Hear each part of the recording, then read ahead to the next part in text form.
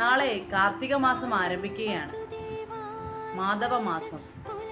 മാധവന് ഏറ്റവും ഇഷ്ടപ്പെട്ട ഏറ്റവും പ്രിയപ്പെട്ട മാസമായതുകൊണ്ട് തന്നെയാണ് ഇതിനെ മാധവ മാസം എന്നറിയപ്പെടുന്നത്. വിഷ്ണു ഭഗവാന് ഏറ്റവും ഇഷ്ടപ്പെട്ട മാസമാണ് മാധവ മാസം.